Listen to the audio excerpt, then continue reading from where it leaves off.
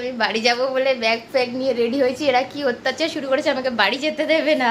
যাবো না গো, এই একটা বলছে তুমি বাড়িতে যাব না, তোকে কে যেতে বলেছে আমি যাব বাড়িতে?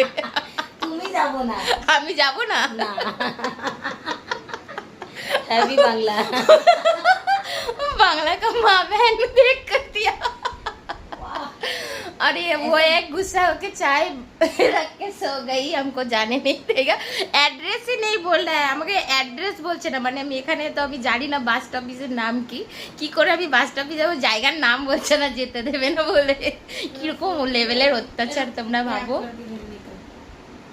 এই অ্যাড্রেস বল। वो बात नहीं कर रही है हमसे, हम जा रहे हैं इसलिए।